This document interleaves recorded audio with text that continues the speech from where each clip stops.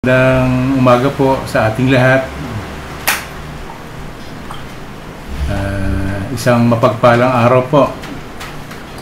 Good morning po ulit sa ating lahat. Una po sa lahat, purihin po natin ang Panginoon. Welcome po sa ating online Sunday worship. Online muna po tayo, no, dahil mayroon pong parating na bagyo.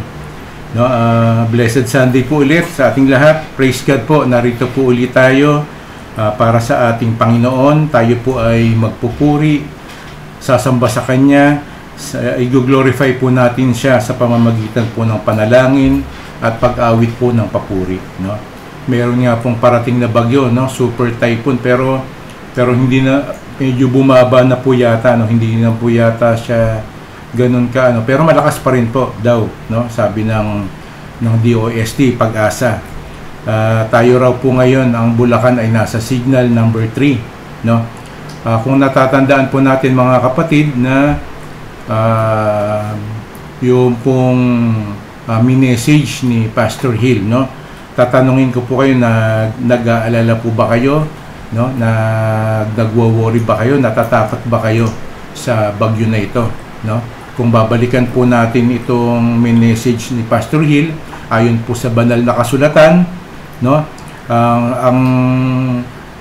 Yung reference verse niya ay dun po sa Mateo chapter 8, na kung saan yun po nakaranas ng bagyo habang ang Panginoong Hesus at ang kanyang mga alagad ay nakasakay sa bangka, no? Sila po ay inabutan ng malakas na bagyo, no?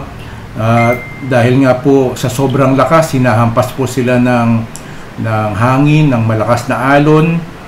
Pero yung pong kasalukuyang nangyayari yon, ang Panginoong Hesus po ay natutulog doon sa bangka. Siya po ay ginising ng kanyang mga alagad, takot na takot. At ang sabi nga po ay ginising siya dahil sila raw po ay mamamatay dahil doon sa bagyo na sobrang lakas. No, ano po yung sinabi sa kanila ng Panginoon?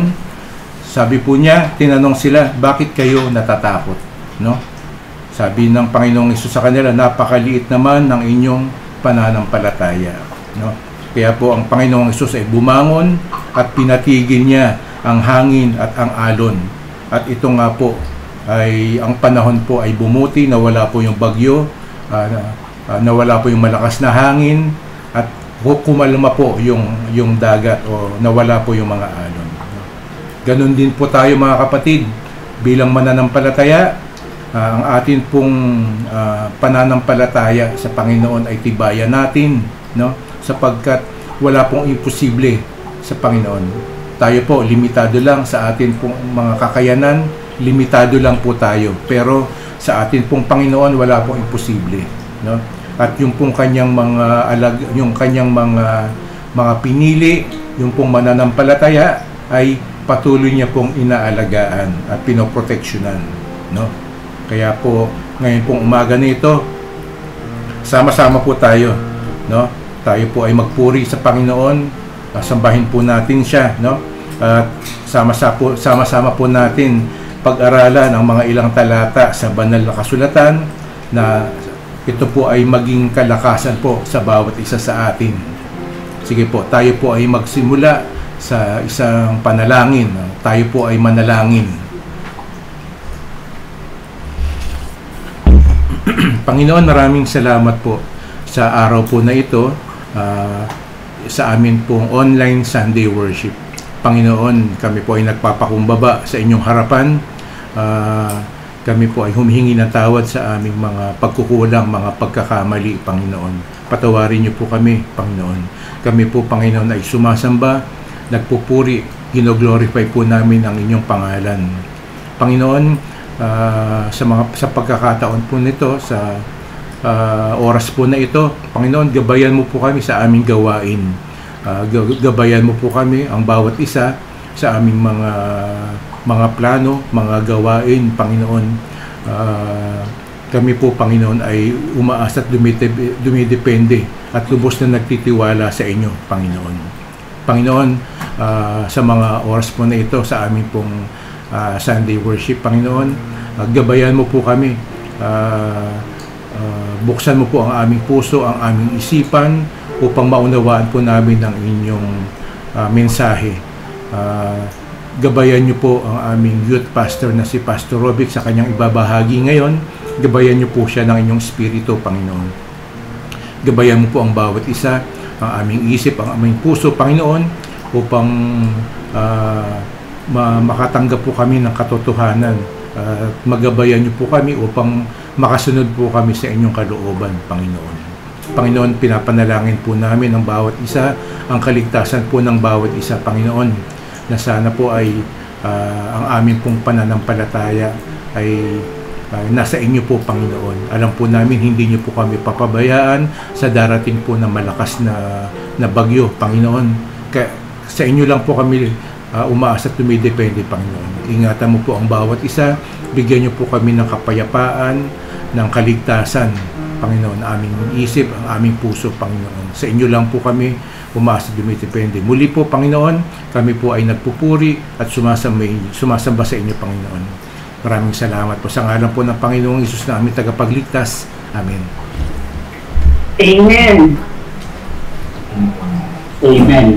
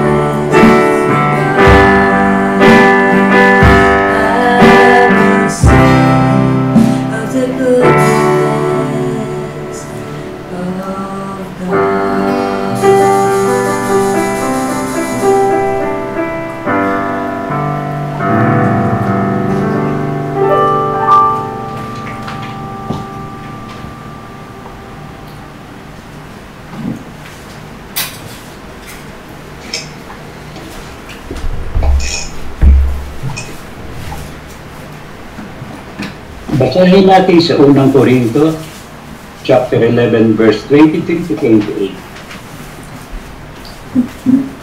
Ito ang katuruan tinanggap ko sa Panginoon at ibibigay ko naman sa inyo. Yung gabi sa pagkamulo, ang Panginoong Jesus ay dumampot ng tinapay, nagpasalamat at pinagpira-piraso yun at sinabi, ito ang aking katawan na iahandog para sa inyo. Gawin niyo ito bilang pag-aalaala sa akin. Matapos maghapunan, dumampot din siya ng kopa at sinabi, ang kopang ito ay bagong tipang ng Diyos na pinagtibay ng aking dugo. Kung iinumin niyo ito, gawin niyo bilang pag-aalaala sa akin, sapagkat kung kakain kayo ng tinapay na ito at iinom sa kopang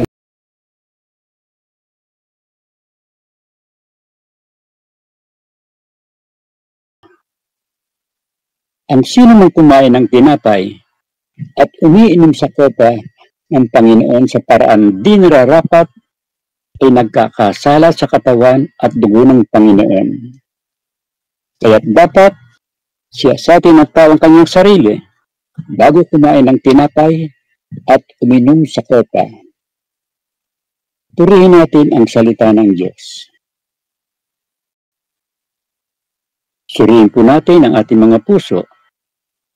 Humingi po tayo ng kapatawaran sa ating mga kasalanan. At buong puso tayo magpasalamat sa kaligtasan, sa pagtubo sa atin, at higit sa lahat, sa buhay na walang hanggan na meron tayo sa pamamagitan ni Kristo Jesus.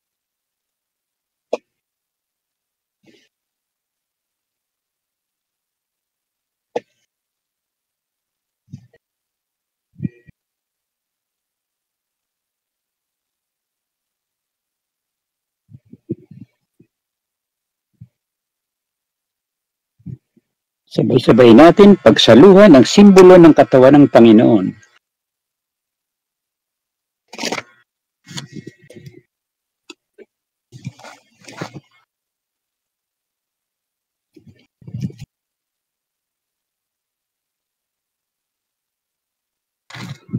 Ngayon naman, pagsaluhan natin ang simbolo ng dugo ng Panginoong Hesus.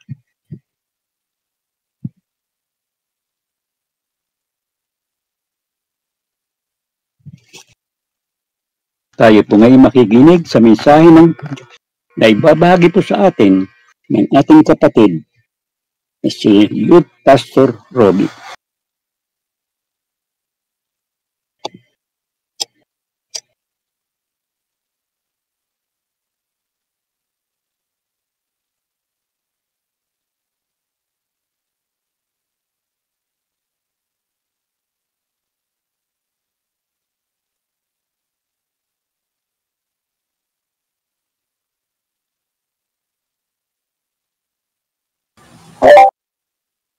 Good morning po. Kamustahin ko lang po kung maliwanag po ba yung audio ko po. Naririnig nyo naman po ba ako ng clear po? Salamat po. Pakipindot na lang din po, paalala ko lang po, pakipindot na lang din po ng watch stream po para masabaybayan po natin yung mga verses po. Mga ipa-flash po sa screens po natin. Maraming salamat po.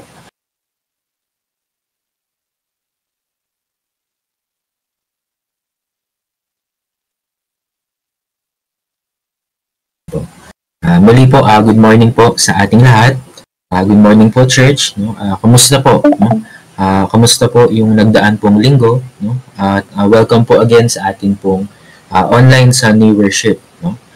For the past 3 weeks po, no? For the past 3 Sundays po, nakasama po natin sila Pastor Hill, kasama rin po sila Sister Daisy at si Sister Steph. No? It was a very fruitful and productive Sundays. No? kahit po sa sandaling panahon, kasama po natin sila. Napahinga po ang ating music ministry, ating pong worship team, ating pong mga pastors, no? And it was all a deserved rest. Bagamat may mga kapatid po tayo na nagkaroon po ng mga karamdaman, including po ako, no? Pero salamat po sa Panginoon sapagkat patuloy po niya na pinapatunayan po sa ating lahat na siya po ay tapat, no? At siya po ang nagbibigay ng kagalingan po sa bawat isa. At ganun din po, no? Sabi nga po ni Pastor Darwin na ibahagi po niya yung paparating po na super typhoon, no? Yung anticipated po na super typhoon na parating po, no? Sa mga susunod po na mga araw, no? Nawa po yung ating pong mga prayers, ang ating pong maging preparation.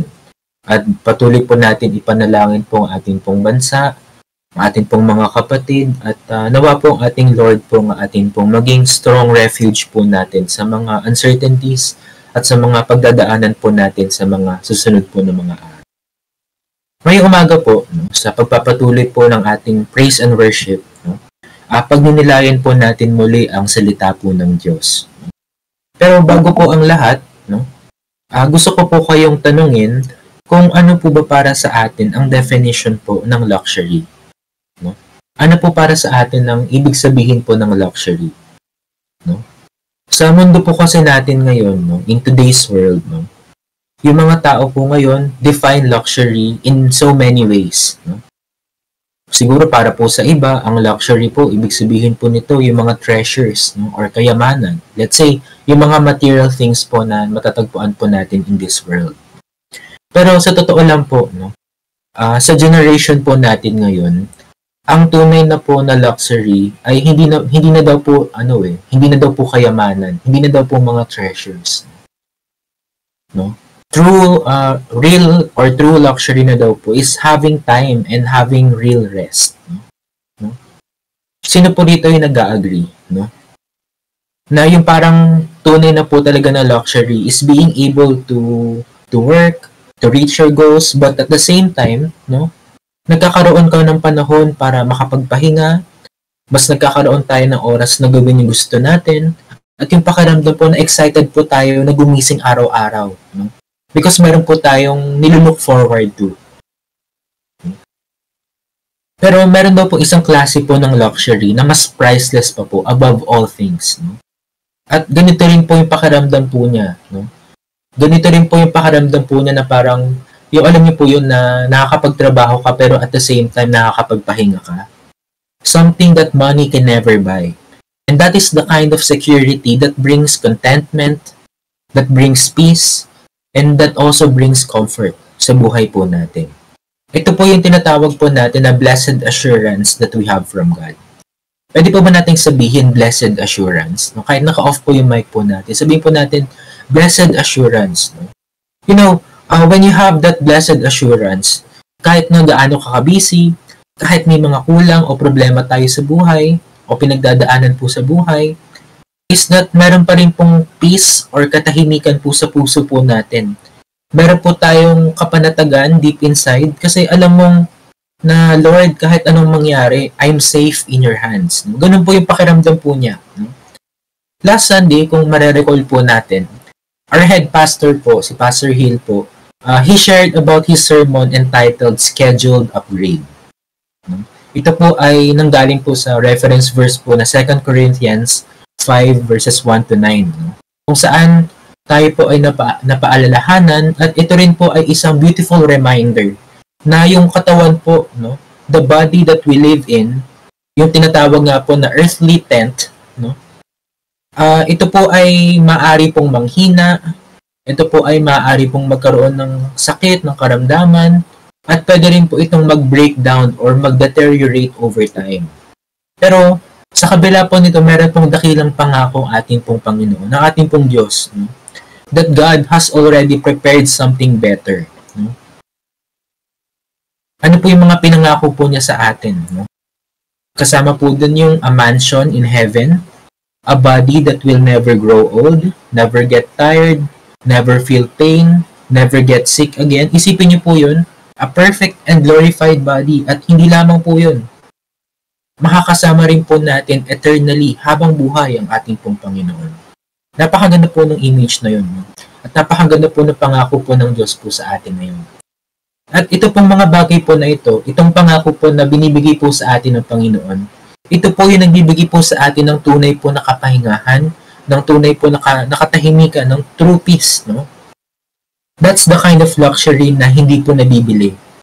The peace of knowing that even if everything here on earth fades, we have an eternal upgrade waiting in heaven, no? Ang napakaganda po, napakaganda po ng pangako po ng Diyos po na yun. Kaya ngayong umaga po, ang pag-uusapan at ang pagdinilayan po natin ay meron pong kinalaman sa ibinahagi po sa atin last Sunday. Ngayon po, ang title po ng ating pong message today ay Living in the Upgrade. Living in the Upgrade. So ngayon po, yung question po is kung meron po tayong tinatawag na scheduled upgrade, no? Kung may pangako po ng eternal life and glorified body po sa atin ng Panginoon, papaano naman po tayo mabubuhay habang nandito po tayo sa mundo? At papaano po tayo mamumuhay having this promise given to us? Papaano po tayo mamumuhay as if hawak-hawak po natin yung pangako po ng Diyos po sa atin? Ito po ay sinagot po ni Paul, ni Apostle Paul po sa atin. Binigyan po na tayo ng maliwanag po na sagot. Kung babasahin po natin sa Colossians chapter 3 verses 23 to 24, ang sabi po dito, whatever you do, work at it with all your heart as working for the Lord, not for human masters. So ibig sabihin po, habang hinihintay po natin yung upgrade, we don't stop living. Ang sabi po dito, lahat daw po na ginagawa po natin, kahit anong ginagawa po natin, whatever you do, work at it with all your heart. Habang hinihintay po natin yung upgrade, yung scheduled upgrade, we don't stop living. Hindi po tayo hihinto sa pamumuhay. We also don't stop working. Hindi po tayo hihinto sa pagtatrabaho, sa pagpapatuloy po sa pagkilos ayon sa kalooban po ng Diyos. And we also don't stop loving. Bilang mga hinirang po ng Diyos, at asin at ilaw ng mundo pong ito. But rather, we continue to live. Patuloy po tayong mamumuhay. But we continue to live with purpose. Because the reward is not just in heaven. The reward begins now. Kaya po ito po yung reminder po sa atin. Whatever you do, work at it with all your heart as working for the Lord. Hindi po para sa mga human masters. Ito po yung dapat na isipin po natin, na ginagawa po natin ito para po sa Panginoon. Hindi po para sa ibang tao o para po sa, sabi nga po dito, para po sa mga human masters. Ito po yung motivation po natin, that we do everything for the Lord. Ito po yung nag-i-encourage po sa atin to not stop living, to not stop working, and to not stop loving. Because again, yung reward po is not just in heaven. Hindi lamang po yung reward is kapag dumating na po yung takdang panahon. Dumating na po yung future. The reward begins now. The reward begins the moment na tinanggap po natin yung pangako po ng Diyos po sa atin. When we live with the right heart. Because without the right heart, maaari po nating ma-misunderstood ang pangako po ng Diyos sa atin. Maaari po nating ma-misunderstood na ito po ay lisensya upang pabayaan po natin yung buhay po natin dito po sa mundo. Dahil alam po natin na our life will be better in heaven. It is not an excuse. Hindi po ito excuse. It is not a reason to justify our deeds. Ang sabi rin po sa 2 Corinthians 5 verse 9. So we make it our goal to please Him. Ano po sabi rito? Whether we are at home in the body or away from it. Ano po ibig sabihin ng whether we are at home in the body or away from it? In other words, kahit nasaan po tayo, whether nandito po tayo sa earth or in heaven later, yung goal po natin remains the same. Ano po yung goal po natin? So we make it our goal to please Him, to please God. Our goal stays the same. Whether nandito po tayo sa earth or in heaven later. parehas po yung goal po natin, to please God, no? To please God. No? Ang sabi rin po sa Romans 12 verses 1 to 2. Ang sabi po dito, offer your bodies as living sacrifices, holy and pleasing to God. Sabi rin po dito, do not conform to the patterns of this world, but be transformed by the renewing of your mind. So, ibig sabihin po, habang naghihintay po tayo for that glorified body, for that blessed assurance that we have from God, from that scheduled upgrade, no? From that promise na binigay po sa atin ng Diyos, ginagamit po natin yung current na ginagamit po natin yung current one po natin, yung current na katawan po natin to glorify Him. Tama po, no? See, no? Hindi po sinabing tumigil ka na dahil meron kang pangako sa langit. Ang sabi, patuloy po tayong mamuhay. Patuloy po tayong mamuhay by offering our labor, the work of our hands for the Lord, no? Ang sabi, patuloy po tayong mamuhay, no? As living sacrifices. Offer your bodies as living sacrifices. At hindi lang po yun. We are also encouraged not to conform, na hindi sumunod sa mga standards, sa patakaran, sa pamantayan po ng mundong ito. But we are also living a transformed life. No? Ang sabi po dito, but be transformed, no? By the renewing of your mind. Meaning to say, we live, we work, we talk, we love, and we show how this promise, yung blessed assurance po that we have from God, impacts our lives by how you and I live. No? Kung paano po tayo mamuhay. No? At bilang mga renewed creation of Christ, no? Ngayon po, we now dedicate our work, we now dedicate our life, yung work of our hands, yung ating pong labor, and we live as reflections of Christ in this world. No? Ito po ibig sabihin po ng offer your bodies as living sacrifices. Ay mamuhay po tayo nakagaya po ng ating pong Panginoong Jesus. At mamuhay po tayo as if pinapakita po natin na ito po yung impact po ng pangako po ng Diyos po sa atin. So ngayon, ang tanong po sa atin mga kapatid, do we offer our bodies as living sacrifices now? Namumuhay po ba tayo as if we offer our bodies as living sacrifices? Ang sabi po sa Proverbs 16 verse 3, tayo po ay napapaalalahanan, no? To commit to the Lord whatever you do and He will establish your plans. Ano pong sabi rito? Whatever you do, no? Kahit anong ginagawa po natin, lahat po ng ginagawa po natin, no? Ano po yung pangako po ng Diyos? He will establish your plans. And whatever we do, we commit it to the Lord. No? Not commit to your family, not commit to your country, not to commit to your friends. Kasi when our work is committed in this world, no? When our work is committed in this world, nagkakaroon po tayo ng excuse eh. Nagkakaroon po tayo ng dahilan na mapagod, na sumuko, na tumigil, at nagkakaroon po tayo ng dahilan para hindi magpatuloy. Nagkakaroon po tayo ng dahilan para magreklamo. Pero kung ito po ay nakakommit po sa Panginoon, ang Lord po mismo ang tutulong po sa atin. Kahit na mahirap, no? He will establish, He will give guidance hanggang sa pagbunga po ng ating mga plano. Kasama po natin at makakaasa po tayo na makakasama po natin ng Diyos. No? Because siya po yung mag-establish po ng mga plans po natin. And with that said, no, kapag lahat po ng ginagawa po natin mula po sa simpleng gawain hanggang sa mga pangarap po natin, sa mga goals po natin ay nakatuon po sa Diyos, then your ordinary work becomes worship. Yung simpleng mga bagay na ginagawa po natin araw-araw, it turns to worship eh. No? It turns as things na ginagawa po natin para po sa Panginoon. Yung mga bagay na ginagawa po natin araw-araw, kahit po yung mga simpleng mga bagay, we do it as we offer it to the Lord.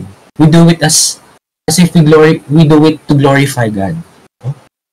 So today, ang pag-uusapan po natin is how to live in the upgrade. Here and now. Not someday kapag ready na po tayo. Hindi po kapag okay na ang lahat. Pero ngayon po, no, now, in every season, in every circumstances, with every ounce of strength that God gives us. No? Because ang heaven po, no, isn't just our destination. Hindi lamang po ito yung destination po natin kapag tayo po ay nawala po dito sa mundo. No? It is the direction of how we live today. No? Meaning to say, heaven is our destination. Pero yung buhay po natin ngayon is our runway. No? So now, nakita na po natin what it means to live in the upgrade. That even while waiting for heaven, that even while waiting for the promise of God, no? For the scheduled promise of God, is that tayo po ay napapaalalahanan to live purposefully here and now. No? Ngayon po sa buhay po natin ngayon. Kaya po, pag-usapan po natin kung paano po natin gagawin yun. Paano po natin gagawin possible yun. So, our first point po na titignan po natin, ang assurance daw po doesn't excuse idleness. It inspires action. No? Again, assurance doesn't excuse idleness. It inspires action. No? Church, no? Minsan po kasi when we talk about heaven, about the future glory, no, that scheduled upgrade, meron po tayong tendency na maging masyadong relaxed. No? Meron po tayong tendency na maging too relaxed about our situation right now. No? Parang, ang sinasabi po natin, may promise na si Lord. No? So, okay lang kahit na mag-chill lang ako. Okay lang kahit hindi na ako mag-strive hard. No? Siguro hindi ko na kailangan mag-invest dito sa mundo na ito kasi mawawala lang naman yan. Mas maganda yung plano ng Lord kasi in the future, titira ako sa mansion. No? Pero that's not how God designed it. No? Excuse me po. Hindi po sa ganoong paraan po tayo dinesign po ng ating Panginoon. Yung blessed assurance of heaven po should not make us idle. Instead, it should motivate us to live better, to love deeper, and to work harder. Because everything na ginagawa na po natin ngayon is now done for the Lord. No? Lahat po na ginagawa po natin ngayon ay ginagawa na po natin para po sa Panginoon ngayon. No? Kaya po, itong pangako po na binibigay po sa atin ng Panginoon, hindi po dapat ito yung maging dahilan para tayo po ay makampante. No? But rather, ito po dapat yung mag-motivate po sa atin na magpatuloy po tayo. No? Magpatuloy po tayo sa ating buhay, sa ating pananampalataya. Magpatuloy po tayo mamuhay bilang mga stewards of God dito po sa mundong ito. Basahin po natin sa Colossians chapter 3 verse 23. Ang sabi po dito, whatever you do, work at it with all your heart as working for the Lord. Hindi po sinabing whatever you do, mag-relax ka lang. Ang sabi, whatever you do, work at it with all your heart. Ibig sabihin, yung buong puso po natin gawin. Ibig sabihin, ibuhos po natin yung buong effort po natin. No? As if ginagawa po natin ito para po sa Panginoon. Is there a time na meron po tayong ginagawa na binibigay po natin yung buong puso po natin? Yung dahil inspired, motivated po tayong gawin po yung isang bagay po na yon. Ang ginagawa po natin, pinaghihirapan po natin, pinag-aaralan po natin ng mabuti, pinagpupuyatan pa nga po natin minsan at binibigyan po natin ng oras at ng panahon. Ganun po yung ibig sabihin po ng working with all your heart. No? Yung binibigay po natin yung best po natin. Because gusto po natin, no? At ginagawa po natin ito out of love. No? Out of motivation sa pangako po na binibigay po sa atin ng Panginoon. No? Because sa mundo po natin ngayon, no? Yung mga tinatawag po na human masters, no? Ito po yung boss po natin sa trabaho, yung kliyente mo, let's say, yung ating pong mga teacher, or yung company po natin. No? Sila po, they are not our ultimate master. No? Hindi po sila yung ultimate master po natin. Because yung Lord po, yung ating pong Lord, He is our ultimate master, and He is the ultimate master that we are serving. That's why ang sabi po sa 2 Corinthians 5 verse 9, so we make it our goal to please Him, whether we are at home in the body or away from it. No? So again, no? Meaning habang nandito po tayo sa mundong ito, sa tent po na ito, we keep doing our best, no? Hindi po para i-earn yung salvation po natin, but to honor the one na nagbigay po nito, na nagbigay po ng kaligtasan po sa atin. Because yung biyaya po ng Diyos, yung grasya po ng Diyos, yung grace po niya doesn't make us lazy. His grace empowers us. Hindi po dahilan ng assurance, hindi po dahilan ang reward po na ito para huminto po tayo. Kundi ito po ay inspiration para tayo po ay magpatuloy. No? Para po tayo ay magpursigi. No? Even in Proverbs po, no? In Proverbs 14 verse 23, ang sabi po rito, all hard work brings a profit, but mere talk leads only to poverty. No? So, ibig sabihin po, when we give our best effort with the right heart, meron daw pong reward. No? Hindi lamang po materially, but also spiritually, eternally. Pero kung puro daw po tayo salita, kung puro lamang po tayo pagpaplano pero wala pong hard work, ano pong sabi? It leads to poverty, sa kahirapan. That's why yung assurance po natin that we have from God, it should inspire us to keep on working hard. Hindi po para maging dahilan ng laziness po natin. And I love how 1 Thessalonians 4 verse 11 to 12 puts it. Ang ganda po ng sinabi rito. Sabi po rito, make it your ambition to lead a quiet life, to work with your hands, so that your daily life may win the respect of outsiders. Ano pong ibig sabihin na may win the respect of outsiders? Sino po may tinutukoy po rito? No? Ito po yung mga taong nanonood po sa ating mga kilos, yung mga tao po na nakapaligid po sa atin. Ang ibig sabihin po nito, na kahit sa simpleng pamumuhay po natin, kahit sa trabaho mo, sa pag-aalaga mo sa pamilya mo, sa pagiging mabuti po nating neighbor, sa pagiging responsible family member po natin, ay pinapakita na po natin si Kristo sa mga nakapaligid po sa atin, sa ibang taong nanonood po sa atin. Kaya po, huwag po nating maliitin yung mga ginagawa po nating mga bagay araw-araw. Because every effort, every simple things na ginagawa po natin araw, kahit po yung mga mundane things na ginagawa po natin everyday, every effort counts, every excellence matters, and every diligence glorifies God. Because the truth is, heaven po, no, is not an escape plan. No? It is a motivation plan. No? It doesn't make us stop working just because mas maganda po yung nakalaan po sa atin in the future. But rather, it teaches us why we should work, why we should strive harder. It gives us purpose kung bakit po tayo magpapatuloy. No? So kung ikaw po, no, kung tayo po, no, kung ikaw ay isang estudyante, do your best as unto the Lord. No? If you're a parent, love and provide for your family as unto the Lord. Kung isa kang professional, no, kung isa kang empleyado, give excellence and integrities in your work. Because you're not just working for your boss, but you're also working for God. You're also working for your God. And when you do, kahit po yung mga simpleng mga bagay, kahit po yung mga simplest task that we do, it becomes sacred. No? It becomes holy. No? Kahit po yung mga ordinary, no? Even the ordinary becomes holy. Because if it's done with a heart that says, Lord, this is for you. No?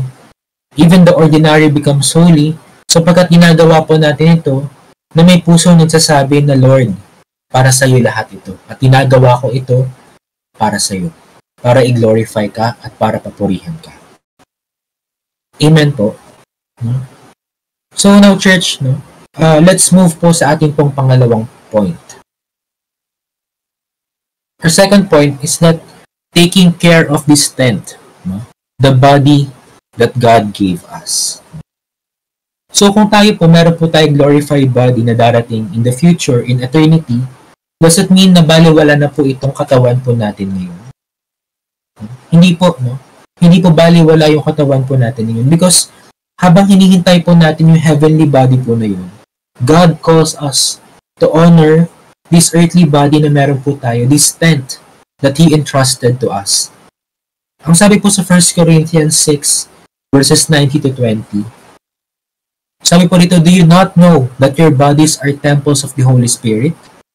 You are not your own. You were bought at a price. Therefore, ano pong sabi dito? Honor God with your bodies. Ang bigat po nito, no? Ang bigat po nitong binasa po natin, but at the same time, ang ganda rin po ng mensahe po nito sa atin. This means na yung body daw po natin ngayon, kahit po may flaws, kahit na nagkakasakit, kahit na minsan pagod, stress, and anxious, it is still precious to God. It is still a temple of the Holy Spirit. And it is still His. No? Siya po ang nagbigay po sa atin ito. Sa Kanya po nanggaling yung katawan po ng ito.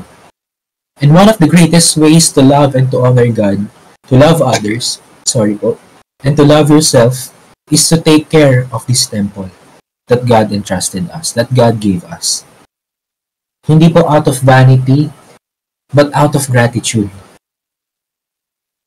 No? Tandaan po natin na hindi po selfish ang self-care. Ito po ay stewardship. No? Ito po ay responsibility po na meron pong halong pasasalamat. Because kapag pinapangalagaan po natin ang ating mga sarili at ating pong mga katawan, parang sinasabi na rin po natin na, Lord, thank you for this body. Salamat po sa binigay niyo po na katawan sa akin. Hindi man po ito perfect, pero gagamitin ko ito para sa iyo, para i-glorify ka at para papurihan ka. No? Because tandaan po natin, no, your body and your mind matter to God. It matters to God. No? Sabi nga po sa Romans 12 verse 1, offer your bodies as living sacrifice, holy and pleasing to God. This is your true and proper worship. So paano po tayo magiging living sacrifice kung yung katawan po na meron po tayo ngayon ay drained, burnt out, worn out, and emotionally broken po. No? So let's be honest. No? You cannot pour from an empty cup. You cannot love well if your heart is wounded. You cannot serve well if your mind is in chaos. You cannot take care of others, no, if you don't care for yourself. No? So ibig sabihin po, no, kung hindi po natin pangangalagaan yung ating pong mga sarili, we also lose the ability to take care for others. We also lose the ability to use our strength that God given us to glorify Him. No? Kaya po sa Philippians 4 verse 6 to 7, Paul reminds us that God is the source of our peace. Ang sabi po rito, do not be anxious about anything, but in every situation, by prayer and petition, with thanksgiving, present your requests to God. And the peace of God, which transcends all your understanding, will guard your hearts and your minds in Christ Jesus. No? Ano pong sabi dito? The peace that guards our hearts and our minds. Because your heart and your mind matter to Him. It matters to God. No? So if any of us needs peace, we are reminded that God is the source, is the ultimate source of our peace. Ang sabi rin po sa Proverbs 4 verse 23, above all else, guard your heart, for everything you do flows from it. No? Sabi, ang ganda po ng sinabi rito, everything that we do flows from it. Everything that we do flows from the condition of our heart. No? So kung yung heart po natin, yung puso po natin is full of gratitude, yung actions po natin ay nire-reflect po ito. No? Our actions reflect it. No? Pero if our heart is full of hatred, yun din po yung lumalabas po sa mga kilos po natin. Kaya po, totoo po, no? That everything that we do flows from it. Kaya po, God, no? God cares deeply about our emotions, our emotional health, our mental health. God cares about our rest. God cares about your healing. Because everything good na ginagawa po natin flows from a healthy and renewed heart, flows from a healthy and renewed body. Amen po. At hindi lang po yun. No? Love is also expressed through care. No? Ang sabi po sa Ephesians 5 verse 29, it says here, no one ever hated their own body.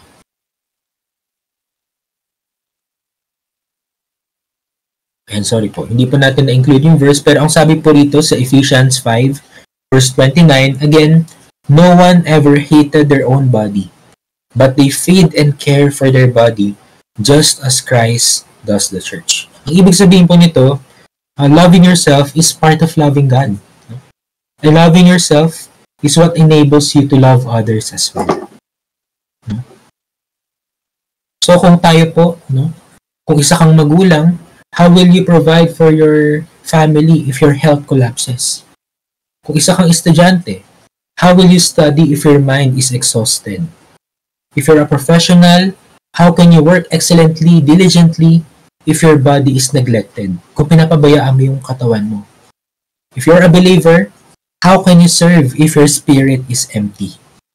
And more importantly, we are reminded again na gawin po natin ito just as how God cares for us.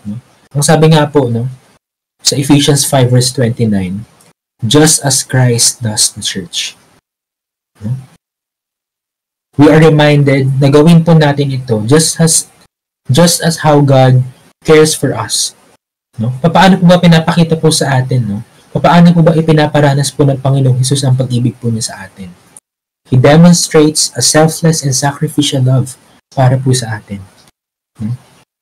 Kaya po tandaan po natin that self-care is not self-centered. Self-care is God-centered stewardship. Every time po na nagpapahinga po tayo, every time that you guard your mind, every time that you protect your peace, ay parang sinasabi na rin po natin na, Lord, I want to be healthy so that I can serve you, so that I can love others, and that I can live well. Ito po yung part of living in the upgrade. Part of living in the upgrade is caring for your present body while anticipating your future one. Amen po. So church, we've talked about living productively for God. And napag-usapan na rin po natin about taking care of your body and mind as an act of worship.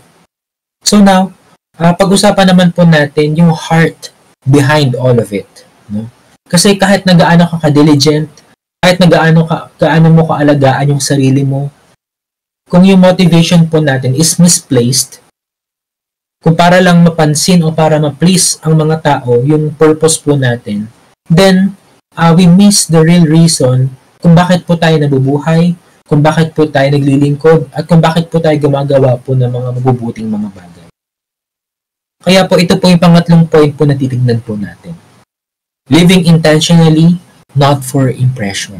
So meaning to say, hindi po tayo nabubuhay para mag-impress, but to live intentionally. One of the greatest tests of faith daw po is not how visible your good works are, but how pure your heart is habang ginagawa po natin ito.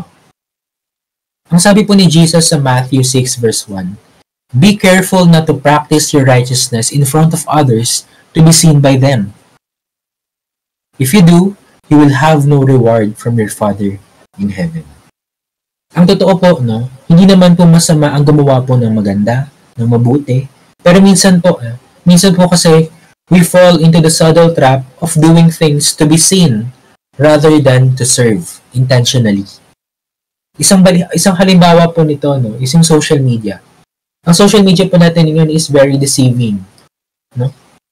It's a trap for farming for views, for validation, and yung kagustuhan po natin na maganda po yung image na nakikita po ng ibang tao po sa atin. Sometimes, kapag nag-share po tayo ng verses in our newsfeed, sa ating pong wall, or sa ating pong mga stories, ang tanong po is it really for evangelizing? Or is it para mang-impress po ng tao?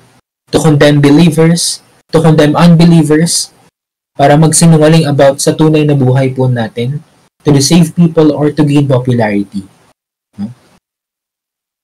Ginagawa po natin ng mabuti, pero secretly, we are hoping someone would notice us. Secretly, umaasa po tayo na sana po may makapansin po sa atin. We are serving, pero gusto po natin ng validation from other people. Gusto po natin makatanggap ng mga magagandang mga comments about us. Nagbibigay po tayo, pero gusto rin po natin ng recognition. gusto po natin na i-recognize po ng mga pinagbibigyan po natin na nagbibigay po tayo sa kanila. No? Pero God is saying, no? God is reminding us na, anak, I see even the things that you do in secret. Nakikita ko kung ano yung ginagawa mo ng secret. Kahit na hindi nakikita ng mga tao. Wala kang kailangang patunayan. You just have to be faithful. No? Ganun po yung gustong sabihin po sa atin ng Diyos. No? Sa Matthew 6 verse 1. No? Again, no, ang sabi po dito, no, be careful not to practice your righteousness in front of others to be seen by them. No? Mag-ingat daw po tayo na i-practice po yung righteousness sa harap po ng mga tao para lamang po sa purpose na makita po nila at mapansin po nila yung mabubuting ginagawa po natin. No? Because kahit na hindi po ito nakikita po ng iba, kahit na hindi po ito napapansin po ng iba, kahit na tago po ito, no, or secret po ito nating ginagawa, God wants to say to us na nakikita po niya lahat ng ginagawa po natin. No? In secret. No?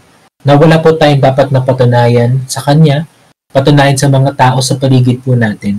Ang kailangan lamang po natin is to live intentionally. No? Ang kailangan lamang po natin is to be faithful. No? To be faithful sa purpose po natin. No? Sa purpose po at sa kalooban po ng Diyos po para po sa atin. And tandaan po natin that real service doesn't seek attention. It seeks alignment. No? Yung tunay daw po na pananampalataya, hindi po kailangan na maging maingay. Hindi po kailangan na maging malakas para makita ng iba. Ang kailangan lamang daw po nito ay maging totoo. No? Ang kailangan lamang po nito ay maging totoo. No? That's why in Colossians 3 verse 17, ang sabi po ni Apostle Paul po rito, and whatever you do, whether in good or deed, do it all in the name of the Lord Jesus, giving thanks to God the Father through Him. No? So kahit na anong gawin daw po natin sa bahay, trabaho, sa pamilya, sa ministry, ang sabi po rito, do it for the Lord. No? Do it for the Lord. Kahit na wala pong pumapalakpak, kahit na wala pong nagpo-post tungkol dito, kahit na wala pong nakakapansin sa mga ginagawa po natin, do it for the Lord. No? Do it for the Lord because your Father in heaven, yung ating pong Diyos sa langit, nakikita po niya lahat ng ginagawa po natin at natatandaan po niya lahat po ng ginagawa po natin. He remembers every single one of it. In Galatians 6 verse 9, ang sabi po rito, let us not become weary in doing good, for at the proper time, we will reap a harvest if we do not give up. No? So, ito po ay encouragement po sa atin to keep doing good, to keep showing up, to keep choosing kindness kahit na wala pong nakakakita at kahit na wala pong nakakapanood. Because God already sees it. God already notices it. God sees everything that we do in secret. At hindi lang po yun. No? Intentional living is also worship. No? Intentional living is also worship. No? Intentional living, it means doing everything, maliit man po yan o malaki, with purpose and with love. Na parang sinasabi po natin na, Lord, I'm not doing this to impress other people. I'm doing this to express my love for you. Kahit yung mga unnoticed things, like waking up early to pray, pagtulong sa magulang sa mga gawaing bahay, being honest in your work, forgiving someone na nakasakit sa'yo, lahat po ng mga ito are all sacred acts of worship. And when you live intentionally, you are declaring that, Lord, I want to live in a way that pleases you, not other people. And that's what living in the upgrade really means. No? Ganito po ibig sabihin po ng living in the upgrade. It's not about status, it's not about success or applause. It's about quiet faithfulness that glorifies God even in the simplest moments of our lives. No? So church, no? Tanungin po natin yung ating po mga sarili.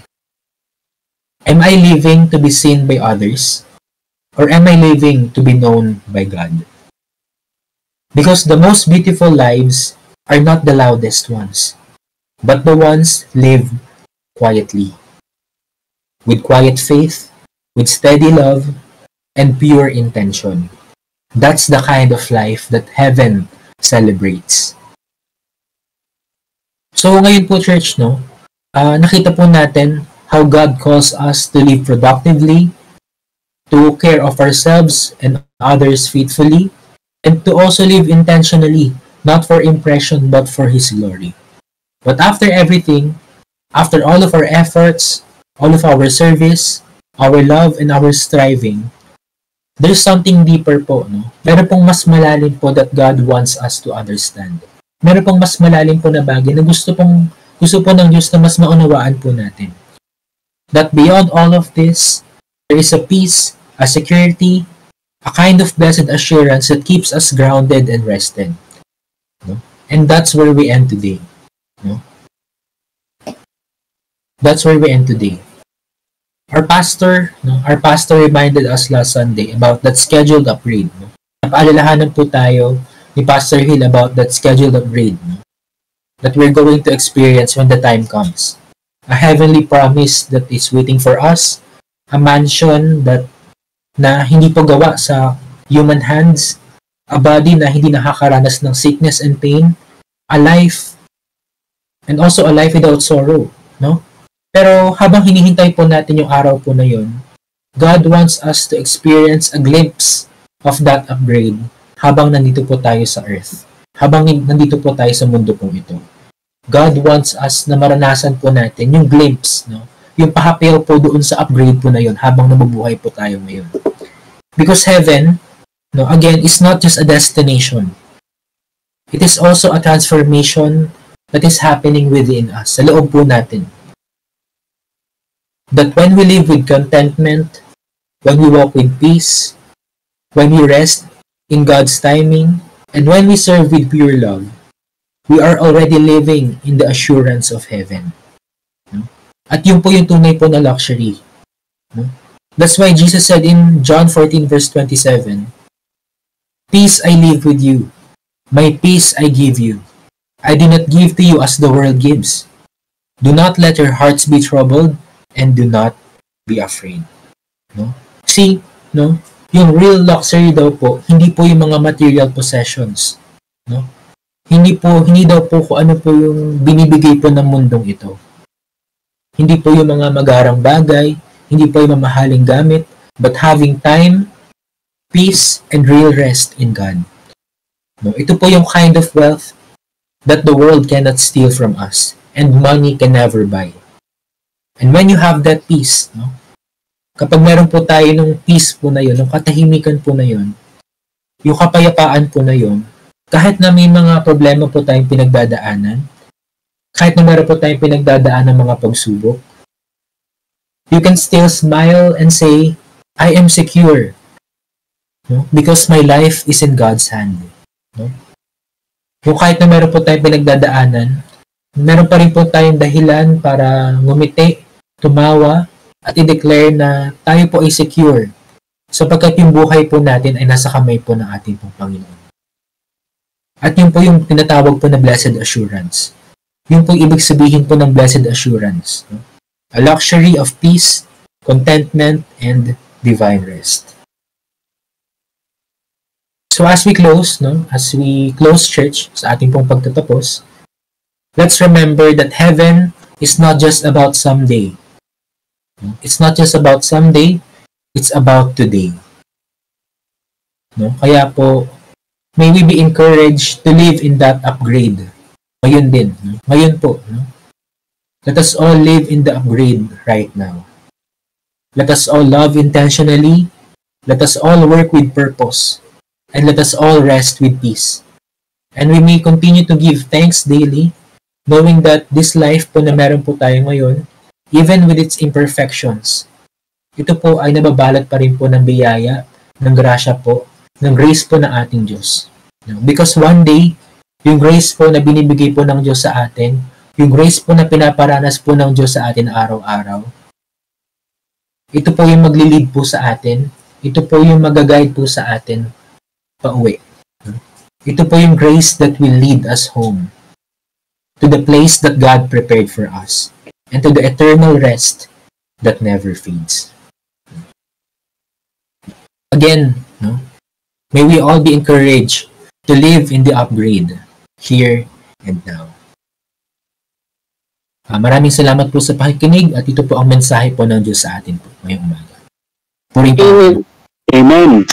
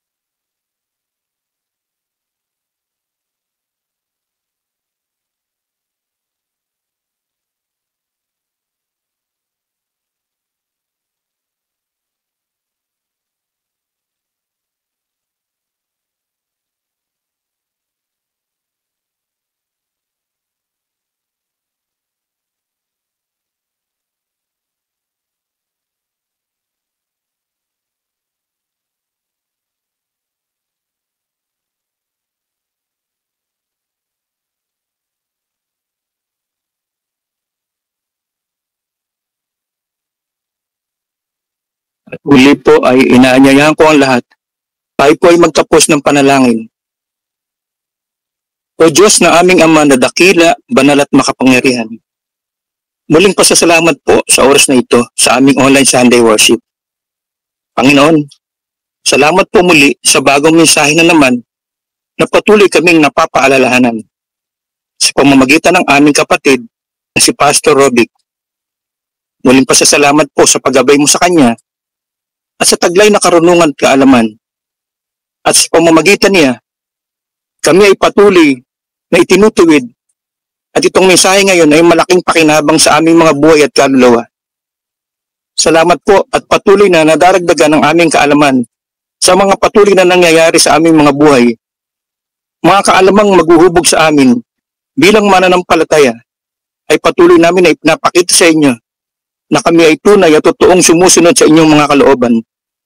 Sapagkat kung kami ay may pagkukulang, sa inyo po namin inilalapit ang mga bagay na kung saan kami ay mahihina at madaling magkamali. Kaya po Panginoon, patuloy namin dinadalangin sa inyo ang aming kalakasang espiritual at sana'y patuloy nyo kaming i-guide kasama ng banal na espiritu sa aming buhay at misyon sa mundong ito. Muli po, patuloy po kaming dumadalangin na kami ay mas lalong tumatag at tumibay, lalo na sa mga pagsubok na aming kinakaharap sa kasalukuyan. Tulad na ngayon, na may papalapit na unos, sa iyo namin ipinagkakatiwala Ano mang maging ang maranasan namin, ay alam namin na nariyan lang kayo at patuloy na pumapatnubay sa amin. At alam namin, Panginoon, ano man ang mangyari, ay hindi mo kami pababayaan. Muli po sa oras na ito, sa aming pagtatapos, ay patuloy nyo kaming ingatan, gabayan at bigyan ng maraming pagkakataon at pag-asa na mapanatili ang aming mabuting ginagampanan sa buhay. Pagpalain po muli kami at tanggapin nyo ang aming papuri, pagsamba at karangalan. Ito po'y aming dinadalangin sa pangalan ng aming Panginoong Hesus na aming tagapagligtas. Amen. Amen.